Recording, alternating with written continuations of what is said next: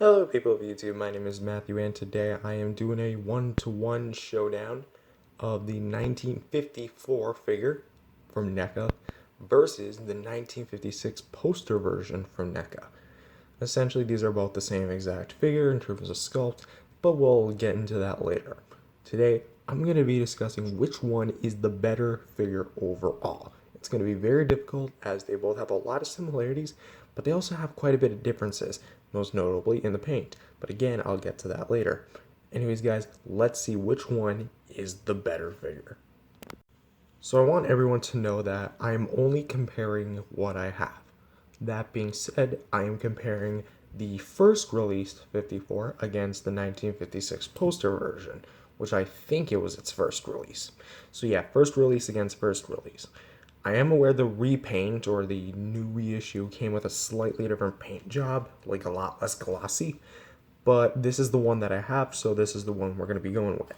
Anyway, the 1954 figure has a black plastic with a blue wash over top of it to simulate a lot of detail that you wouldn't find necessarily on the figure if it was just a regular black color scheme, mixed in with a bit of grays like on the spines and the teeth, and don't forget about the claws, and a lot of other places, also the tongue, with pure white eyes and a black pupil.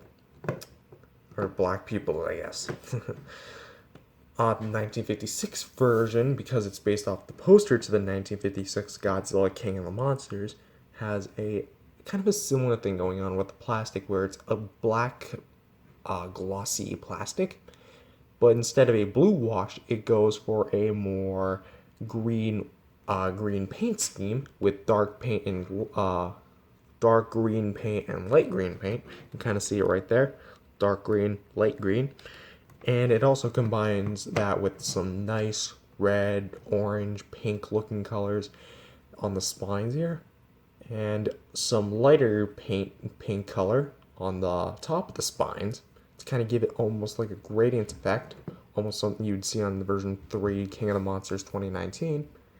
And it also features some white teeth, which aren't painted all the way. Come on. So, overall, even though that this guy is definitely going to pop more on the shelf, I'd actually say in terms of paint application, this guy is probably applied more better. The reason I say this is because it's not just paint. It's actually a combination of paint and a wash. And therefore, it brings out a lot of the details. While here, there isn't necessarily a wash. On other figures, I've seen a slight bit of a blue wash, but it's so minor, you wouldn't be able to notice it right away. And even if there was a wash, it wouldn't look good because we already have a green paint scheme going on, so a blue wash and a green paint scheme wouldn't necessarily look the best. Another thing is the teeth. Like, correct me if I'm wrong, but all the teeth, like the teeth that were at least shown, were colored on the poster.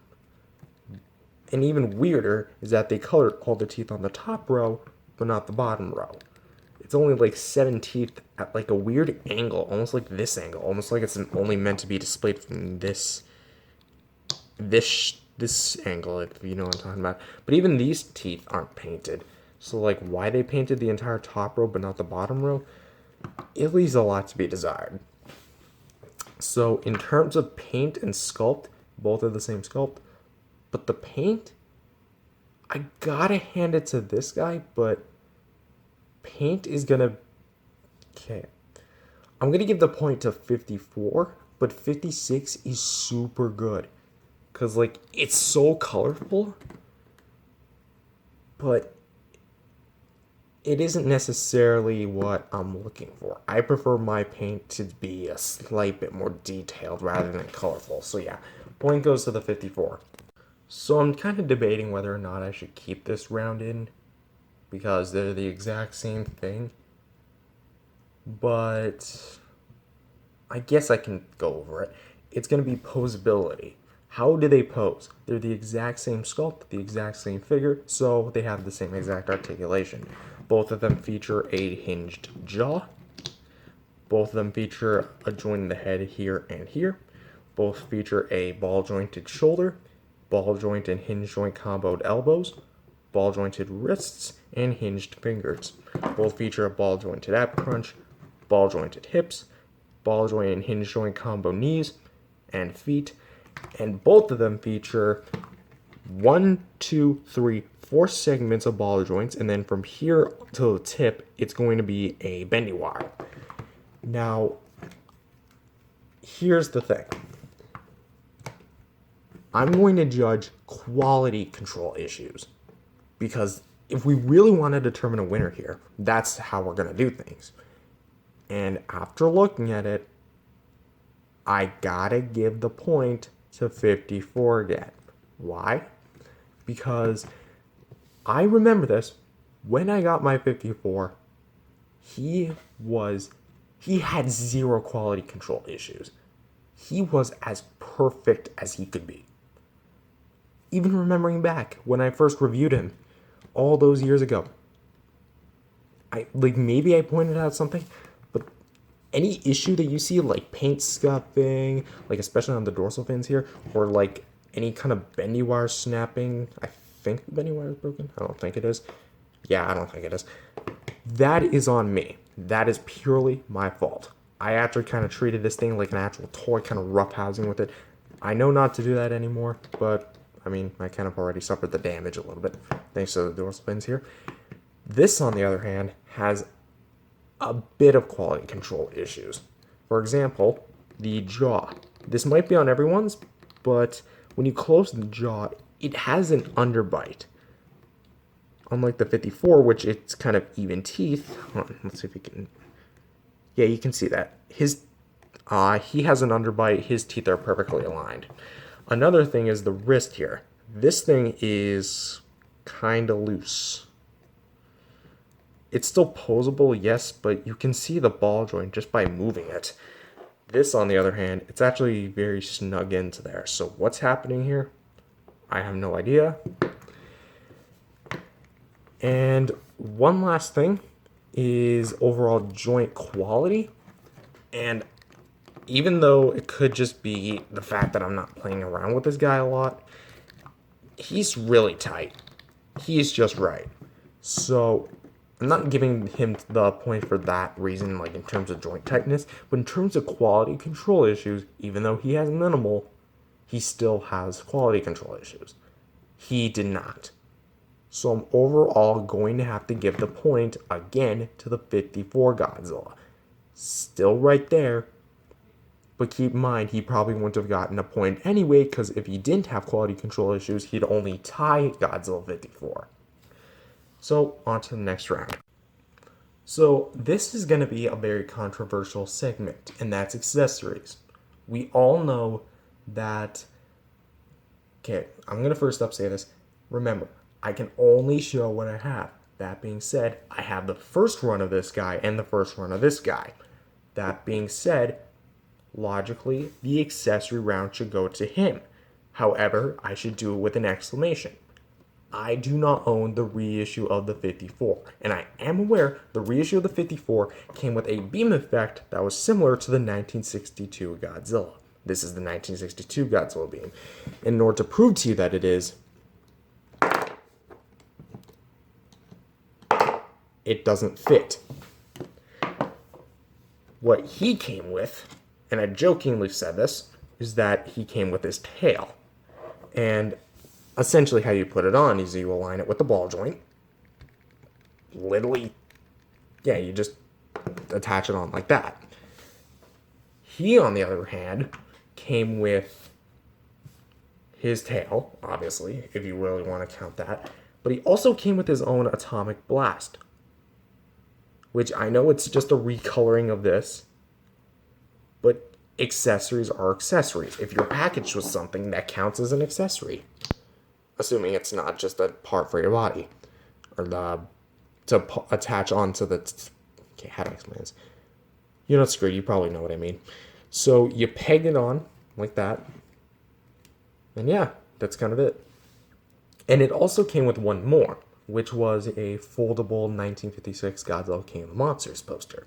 Unfortunately, I do not have that anymore, as someone accidentally threw out all my Godzilla boxes, and my 56 poster cutout was in there. Honestly, I'm not too mad about that, even to this day, because honestly, let's be fair here, it's a piece of paper. I got the real prize anyway, which is this guy. And even though, yes, he came with a beam, he still technically came with one more. And if anyone's going to use the argument of the backdrop being an accessory, none of the backdrops in the NECA Godzilla line to date have been intended to be used as an accessory. You can use them as one, but they were never intended to be one. The 56 was a special exception because it was intended to be cut out, and then you could put him inside there. That's different. So, and if you want to be technical here, that would only tie each other. But keep in mind, that's reissue against the first release. I don't have the reissue, I have the first edition. So that means the reissue came with one, mine did not. It's a point for 56. And seeming as these two are pretty much scored 2-1, the NECA 54 comes out on top. But does that mean he's theoretically the better figure? Personally, even though that they're basically the exact same figure, I do prefer him over him. But he has his own merits, and he's perfectly unique on the shelf. He's truly a one-of-a-kind Godzilla. Because of his green and red paint applications, and the fact that he's the only NECA Godzilla in existence that comes with a red, orange, or yellow colored beam, despite the hyper red spiral ray being a prominent figure of Godzilla, that's honestly very unique. And honestly, we should have got something like that with the Heisei Godzilla 95. Even with its reissue. Like, they couldn't have just adjusted the 1989's beam, recolored it, and remodeled the peg so it fits inside the 1995 mold mouth. But you know, that's a different topic for a different story. But yes, the score is 2-1. He wins. He's my overall favorite figure, but he has his own merits. He is so good. Both of them are good in their own rights. But at the end of the day, the decision is down to you. Which one do you prefer? That's honestly up to you. If you want to get one, I personally recommend, if you're looking for something more classical and more, if you're looking for something more accurate to the 54 movie, go with him. If you're looking for something more display value, go with him. Because that 3D cutout is going to definitely guarantee his, it's going to guarantee him some good shelf space. But yes, that's all. That's all I have to say. Thank you guys for watching this video. I'll see you guys in the next video. Bye-bye.